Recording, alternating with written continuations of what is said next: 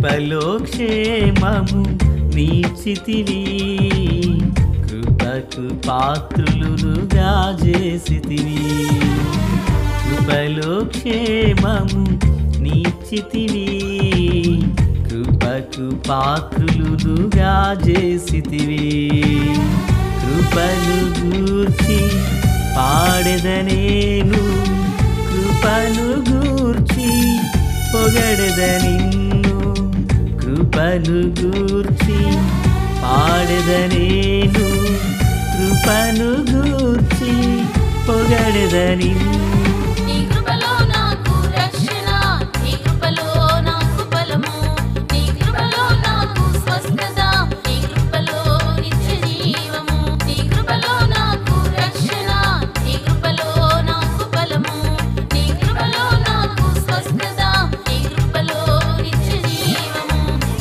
కృపలో క్షేమము నీచితివి, కృపకు పాత్రులుగా చేసితివి. ప్రభు అయినటువంటి యేసుక్రీస్తు వారి పరిశుద్ధమైన నామములో తండ్రి అయిన దేవాది దేవునికి నిత్యము స్తుతియు స్తోత్రములు, మహిమయు ఘనతయు ప్రభావములు యుగయుగములు ప్రభునకే చెల్లునుగాక. ఆత్మీయులారా, బాగున్నారు కదూ? దేవుని మహాకృపను బట్టి మరో పర్యాయం మనం ఇలాగ కలిసి దేవుని దైవవాక్యాన్ని ధ్యానించే కృపను ప్రభువారు మనకు అనుగ్రహించున్నారు. దయగలిగిన ఆయన ఆత్మచేత సమభూమి గల దేశమున ప్రభు మనలను నడిపించునుగాక. ఆమె నేటి దిన వాక్య ధ్యానమై ప్రియులారా, నిర్గమాకాండము 17వ అధ్యాయము 8 నుండి 11 వరకున్న వచనాలను మనం ధ్యానం చేయబోతున్నాము. 11వ వచనం. మోషే తన చెయ్యి పైకెత్తినప్పుడు ఇశ్రాయేలీలు గెలిచిరి. మోషే తన చెయ్యి దింపినప్పుడు అమాలేకీలు గెలిచిరి. ప్రార్థన. మహాపరిశుద్ధుడా, ప్రేమగల తండ్రి, కృపగల దేవా, స్తోత్రం. చదవబడిన వాక్యం మీది, వినుచున్నవారు మీ వారు, మీ దాసుడనైన నన్ను పూర్ణముగా మరుగు చేసి దైవస్వరమును వినిపింపచేయండి. రాకడ కొరకు, రాజ్యం కొరకు సిద్ధం చేయండి. సియోనులో నుండి మీ కృపా హస్తం తోడయుండునుగాక.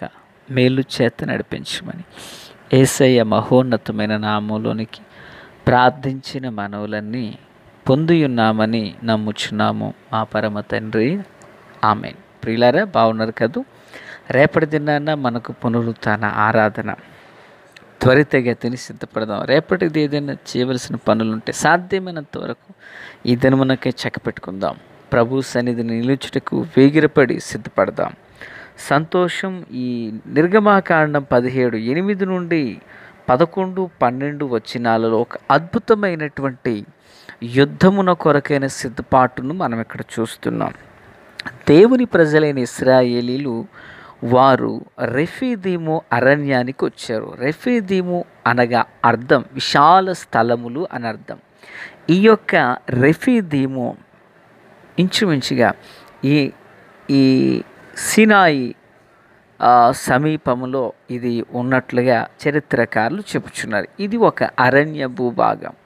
ఈ అరణ్య భూభాగంలోనికి దేవుని ప్రజలైన ఇశ్రాయేలీల మీద యుద్ధము చేయుటకు గాను అమాలేకీలు అనబడిన వారు వచ్చారు. అమాలేకీలు అనగా నాకెడి జనాంగము అని అర్థం. ఇదే అమాలేకీలు ఇశ్రాయేలుతో యుద్ధం చేసినప్పుడు ప్రియులారా, వీరు ఎక్కడితో ముగించబడలేదు, కానీ వీరు ఇంచుమించుగా ఎస్తేరు గ్రంథం వరకు వీరి ప్రస్తావనలు అనేవి కనిపిస్తూ ఉంటాయి. భవిష్యత్తులో వారిని గూర్చి మనం మరింత విపులంగా నేర్చుకునబోతున్నాం. సరే, ఈ అమాలేకీలు యుద్ధం చేయనప్పుడు రెఫీదీము అరణ్యంలో ఒక అద్భుతమైన వ్యక్తి మనకిక్కడ పరిచయం అవుతున్నారు. ఎవరు ఆ వ్యక్తి అంటే భక్త యెహోషువ. దేవునికి స్తోత్రం.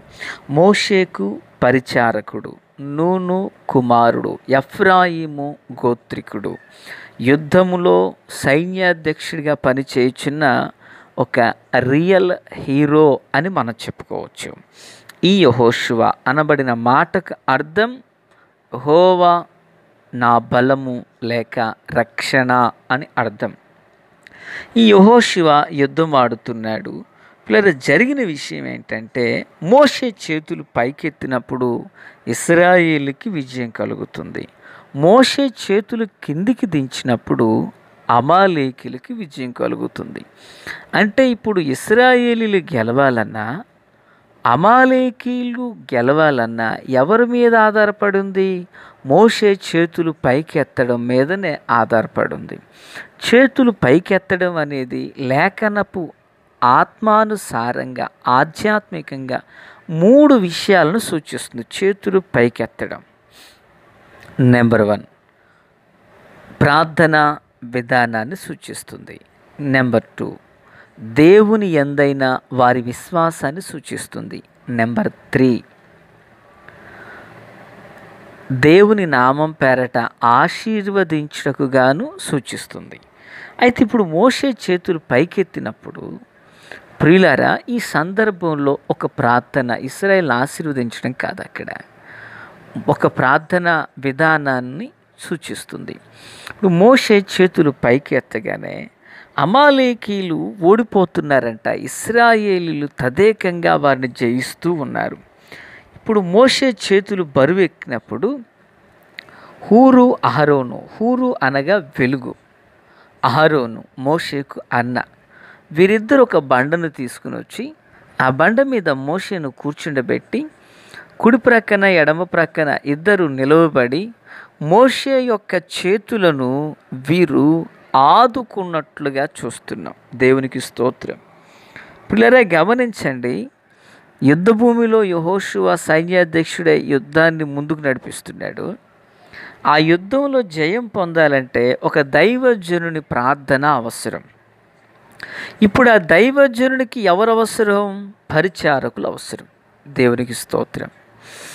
పరిచారకులు చేయవలసిన పని పరిచారకులు, దైవజనుడు చేయవలసిన పని దైవజనుడు, సైనికుడు చేయవలసిన పని సైనికుడు. ఎవరు చేయవలసిన పని వారు జరిగించుట వలన అక్కడ అద్భుతం జరుగుతుంది. దేవునికి మహిమ కలుగును గాక. ఈ మాటలు వింటున్న ఆత్మీయులారా, దేవుని ప్రియమైన పిల్లలుగా మరి మన జీవితంలో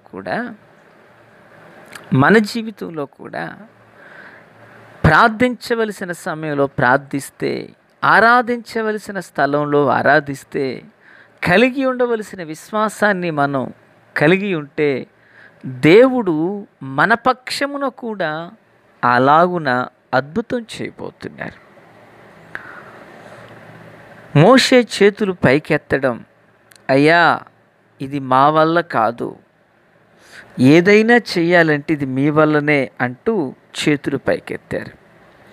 ఒక యవనస్తుడైనటువంటి యెహోషువ యుద్ధం చేయడానికి ముందుకు వెళితే వెనుక భాగాన ఒక దైవజనుడు పర్వతం మీద చేతులు పైకెత్తి, ఆ చేతుల్లో దేవుని కర్ర ఉంది.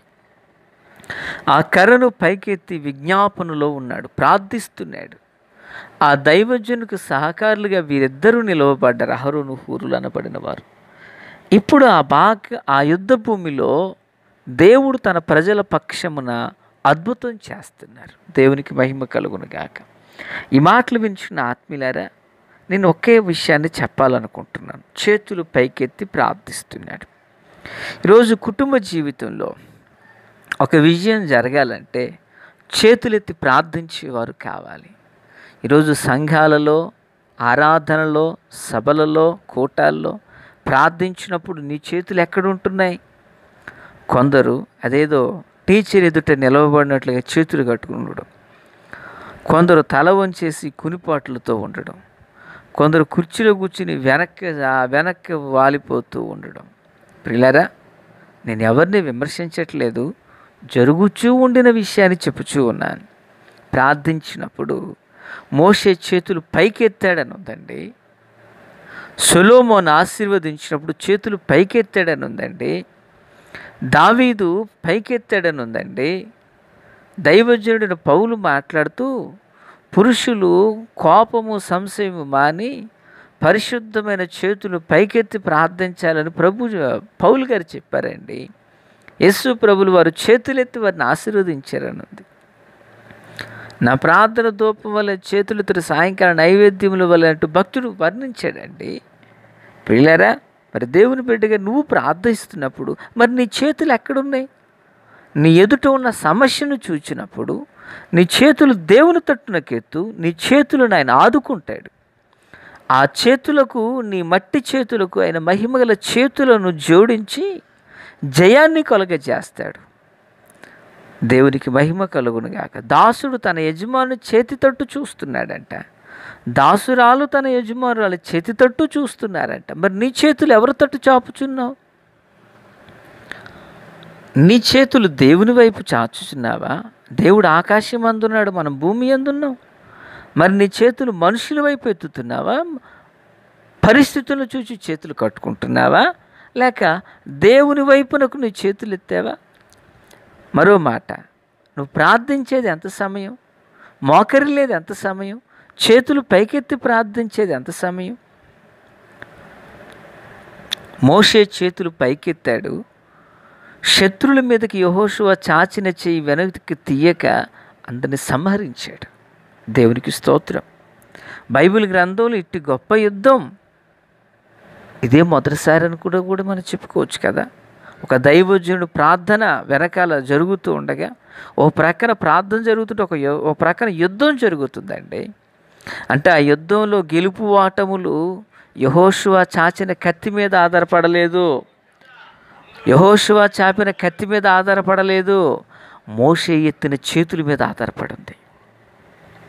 మరి నువ్వు పొందబోయే విజయం నువ్వెత్తబడిన చేతుల మీద ఆధారపడింది. నీ చేతులు పైకి ఎత్తబడుతున్నాయా, నీకు విజయం కూడా అంత సమీపంగా ఉంది. నీ చేతులు మనుషుల వైపు చాపుచున్నావా, నీకు విజయం అంత దూరంగా ఉంటుందని అర్థం. కనుక ఆత్మీయులారా, ప్రార్థించినప్పుడు దేవుని పిల్లలుగా మనం అయితే మోకరించు, శక్తి లేదు చేతులు పైకెత్తు. ఒక్క పేషెంట్ అయి పడి ఉంటే తప్ప దేవుని పిల్లలుగా మన చేతులు ఎల్లప్పుడూ ఆయన వైపు చూచునుగాక. తండ్రి దేవా స్తోత్రం. వాక్యం అందరి హృదయాల్లో ఫలభరితం చేసి మేలుతో నింపి నడిపించి రాకడ కొరకు, రాజ్యం కొరకు సిద్ధం చేయమని, కృపా కాపుదల దయచేయమని యేసు నామమున ఆమేన్. Praise the lord.